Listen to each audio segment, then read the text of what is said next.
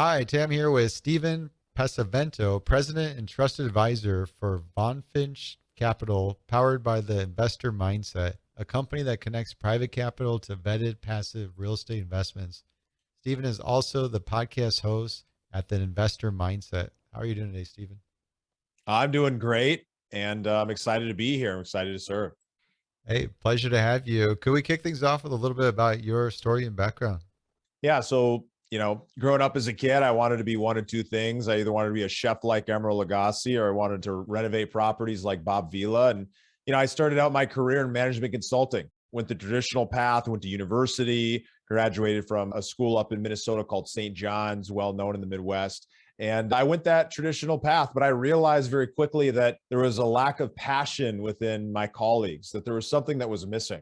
I had that money piece figured out. I was making great income, but I knew that there was more. And so I went on this journey of discovery, went from industry to industry, career to career, every couple of years changing and doubling my income, but yet still something was missing. And personal growth, personal development, and really understanding the investor mindset was what really drove me to be able to find success. I jumped into real estate. It took me over 10 years to go from reading Rich Dad Poor Dad at 17 and having that dream of being like Bob Vila to actually getting into my first real estate deal. But I quickly scaled up, did over 200 deals within about 2.5, 3 years, 75 deals my first year.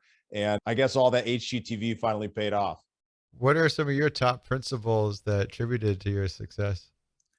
At the core, what I realized after speaking with and connecting and learning and reading and studying some of the most successful entrepreneurs and leaders in our history, that there was some really common principles, some things that ended up holding true across the board. And one of the strongest and most important one is getting your mind in the right place, getting your mindset. And mindset is really just the thoughts and beliefs that end up leading to the actions you take and therefore the outcomes that you experience. And what's great about that is that when you change those thoughts and beliefs, you can actually start changing the outcomes that you're experiencing and completely change your entire life. So by listening to and learning from and studying successful people and how they think, by listening in between the lines in the conversations that I was having and that I encourage you guys to do as well, you can really start to make those big shifts. And one of those big shifts, one of those key principles is really that many successful people, including myself, see challenges as opportunities, right? Perfect example, when we walk into a project and we started out flipping hundreds of houses, but now we focus all of our effort and energy on large commercial multifamily, and we work with passive investors, make a group investment, pull together all that capital. We go buy $15 to $30 million buildings. So walking into a property and being able to see, okay, well, this unit is completely out of date. This unit is being mismanaged. Maybe the tenants aren't the right tenants for the property, and be able to see the fact that that problem in this property that the current owner is experiencing is actually an opportunity for us to, one, be able to make an impact and change the lives of those tenants. Two, obviously make a huge impact in the lives of our investors. But three, be able to create massive amounts of returns and profit. That really is what, runs the world. Now, everything comes down to making an impact and the value you can add. But in business, the way that you can measure that value is the money that you're making. And so seeing problems as opportunities is a phenomenal skill to have. And that's a great example, one you can get excited about. But let's be real, like, bad things are going to happen. Things are going to happen in your life that are not exactly the way you want them to be, or things are going to go differently than you want them to be. But in that moment, you have to snap yourself out and ask yourself, well, hey, how could this be a good thing? How can I use this as fuel to drive me forward? How can I use this moment to redefine what my life is about or what I'm experiencing, and then move forward in a better direction rather than getting attached to the way you wish things were, and just accept things how they actually are. This is great. So I got two so far. The mindset part, which really frames your direction, where you're going, and then looking at challenges as opportunities. Yeah, mindset is really kind of that foundational piece. And, a lot of people will say, hey, Steven, I get my mindset in the right place. Is it a silver bullet? And the answer is absolutely not. it is just simply a foundational piece for you to start building the rest of that success off of. You have to have some skills. You have to build some strategies, but it's definitely a key way to get started. And once you do kind of start working down that path, you want to get ultra focused. A lot of people in the real estate space, but you'll see this across, any sector. You'll see this within families and really anything, is that people are going in so many directions at once. They're not working from a clear set of priorities. They're not working with ultra focus. And in real estate, what ends up looking like is somebody says, hey, I'm invested in 10 different types of properties, and they're an operator, and they're the ones who are going out and doing those activities. And you might know that friend who has 4 or 5 different side hustles. They're selling this, they're investing in that, they're doing this, they're doing that, but they're not really doing any of them up to the par or level that that they're capable of. And this is just really a lack of focus, which is going to come to something we're going to talk about in a second. But without having that level of clarity to decide what direction you're going in, you end up using so much energy to go in multiple different directions. The other big issue, the big reason why this is so valuable for successful people, why you guys can use this today and run with it right now and just choose a direction and go in it, is that other people want to help you succeed. And when you're very clear about what you're doing and you're focused, you can let other people know, hey, I'm a real estate investor, or hey, I'm looking to invest passively in real estate, or hey, I'm looking to make this big change in my career. Do you know someone that can help me? If you're not focused, people don't know where or how to help, and they don't trust that if they do provide that help, that you're going to actually follow through on it. So very, very powerful strategy, if you will. And I just want to remind you guys, all of this stuff I'm talking about that I'm sharing with you today, it's going to sound pretty simple, pretty basic. You might even think to yourself, hey, Steven, I think I understand this stuff already. Well, understanding and applying it are two totally different. If you happen to be someone who is dealing with some kind of big challenge in your life and you're feeling bad about it, then you're not living from that place of challenges, opportunity. That doesn't mean that all these successful people aren't, grieving or experiencing difficulties. I'm just saying that every moment is a moment for us to ask ourselves, well, hey, how can we apply this even more? How can we get more focused? How could we use this to redirect ourselves? It's a never-ending process. That's what's so great about it. That's what you can get excited about, is there's always an opportunity to get laser focused in that direction and keep going with it. This is really good. Actually, let's stop on focus for a second, because that could be a challenge. And I've seen it with people too, including myself, really getting there, where you start with it, and you get to this point where you can make, here's the top 3 things I need to do, and start channeling yourself to focus. But then 2 days later, it goes back to, here's 20 things I'm trying to accomplish right now. So I'm curious if you have more of a approach or technique around driving focus in a way that is something that persists. Yeah. Well, at the core, there's a lot of things that you can do, but the key is that when you're changing the way that you think, you need to continue to reinforce that. It's a habit. It's like building a muscle.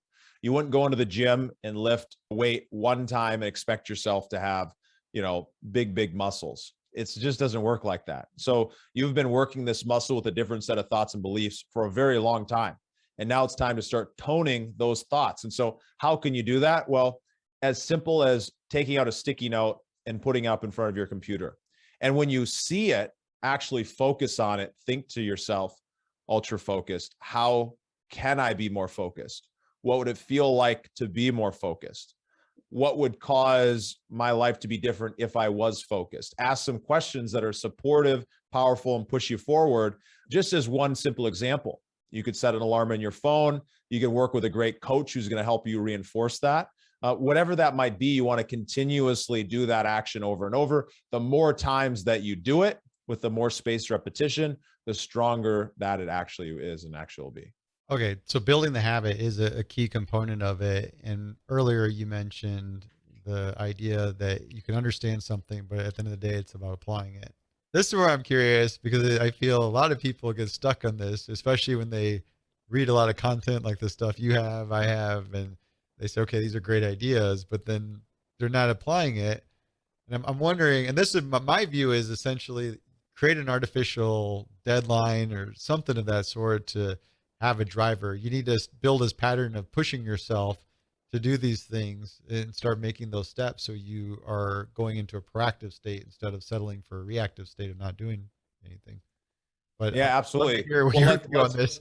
let's skip to the end. We're going to jump to number 5 right now, because I think one of the most important ways you can do that is through mentorship, coaching, and partnership. By bringing the right people into your world, you can absolutely start to get that support that's going to make a huge change happen for yourself. Right now, you're getting some indirect free training every time you listen to one of these podcasts. There is coaching and mentorship built in to these interviews. You have an opportunity to learn and apply for free, and it's available 24/7. You can re-listen to an episode and start really taking these concepts, putting them into your head until the things that I'm saying are the things that you're thinking, vice versa with other people. But when you want to go to that next level and you want to really dive in, you want to have an opportunity to say, hey, Mr. Mentor, Mrs. Mentor, what are the experiences that you've had and how can I apply that experience in my own life? Right? You want to have some of those conversations. That's when you hire a mentor, or you find someone who can mentor you and really show you the way, right? A mentor is different from a coach. A mentor is someone who's been down that path. They have the experience and they can show you how they were able to do it. And therefore you can follow in their footsteps down that same path. A coach, however, is different. A coach is somebody who's the best at getting the best out of other people. They may be living it themselves. However, they may not have been down that same path you want to go, but they can ask the questions that are going to help you be able to navigate that path most effectively, confidently, and continuously so that you can end up getting to the place you want to be. Now, coaching is absolutely important. It's incredibly important, but you'd be darn surprised how many Olympic athletes and great sports athletes end up leaving the sporting world, go to the business world, and question the idea of whether or not they need a coach to go into business. The answer is you absolutely should, because no great athlete would ever train to play a professional sport without having a coach. Heck, most of them have many, many coaches. If you think Michael Jordan had something between 7 to 9 different coaches, from physical strength training to jump shot training to the folks who were helping him with his food, all the way up to Phil, his head coach, who's the guy that everyone knows of and thinks of when you think of a coach. Now, Phil's not going to go and slam dunk and be one of the best players on the court, but what he is going to do is he's going to bring the best out of the people that he works with. And that's what a coach does. So I highly recommend you find a way to get some coaching and mentorship. If you're somebody who is young and maybe you don't have the capital or your family doesn't have the money to invest in something, like, no problem. There's a lot of different ways to be mentored and to be able to attract people into your life. One of the keyest ways is by applying the principles that we're talking about today and showing up as that person, so that when people meet you and they see you, they say, I want to hitch my ride to this person. I want to help support them. I see something in them. I see that they are going to succeed no matter what, because they're not going to give up. So let me help be a part of helping them succeed. That's one way you can add value. Another way you can add value is by simply looking at their business and asking yourself, well, hey, what am I good at that maybe might help them? And go from a place of providing value first. Now, I really believe in paying for coaching and mentorship, because at a certain level, it's really where things get really sweet. It's where big change starts happening, but not everyone's ready. I had a lot of limiting beliefs about it myself. And I'm sure a lot of you guys who don't have coaches that you work with regularly probably do as well. I like how you distinguish the difference between mentoring and coaches, and definitely agree. There's a place to start. And I think as you find, when you network around and be proactive, you'll identify people that are willing to help and give you that time. Otherwise, just knock on the next door and eventually somebody will. Well, so that's a great point. I think it helps with holding you accountable on making those steps and improvements and so forth. Anything else you see in terms of drivers that really help push you to start applying some of these things and get the initiatives to take steps forward? I think absolutely. So I'm going to share 2 things with you. But before I do, if you guys have enjoyed what we're talking about every single week on the Investor Mindset podcast, we talk about these topics. We help people go to the next level. So I encourage you to pause the app, go search for that on your phone directly. But if you want to understand how to apply these, we've put together a free resource. It's totally complimentary. And we walk through the details of each of these 5 success principles that I've been talking about in detail. And it gives you a little bit of something that you can run with and work with. So you can just download that totally complimentary at investormindset.com/principles, investormindset.com/principles. And you can, get a copy and start working directly with that. So the two principles that I think are most powerful really come down to giving people clarity. So I'm going to give them to you both at the same time. But at the core, what you're doing is you're getting more clear on what you want and why you want it, so that you can have more of what you actually want and less of what you don't want. Because if you focus on what you actually want, you can start to see more of that out in the world. You start to attract more of it, and then you actually start experiencing more of that within your own life, right? And here's the other cool thing. Most people's biggest problem is that they suck at making decisions. Who has ever felt like, oh, I wish I could just simply decide to go in this direction and then actually start seeing the outcome happen? Well, one of the biggest reasons people don't do that is decision-making is simply just a values clarification process. It's just a process of getting more clear on what you want and why you want it, and making a decision at the end of that that ends up bringing you in a new direction. So first, you want to understand what you want, and then you want to follow that up with why you want it. The why is a driver. The why is what's below the surface. Usually, a secret hint is that if you ask why 3, 4, 5, 7 times, each time you're going to get a little bit deeper. You're going to start understanding more of what that core driver is and why that thing is actually important. Now, here's a great example. My purpose in flipping houses was to make money in real estate and to be able to prove to myself that I could do it. Now, I went out and did that, succeeded, made great money, flipped over 200 houses, and it built this machine that was making a big impact. But the what I wanted wasn't actually what I wanted. Here's the mistake a lot of people make.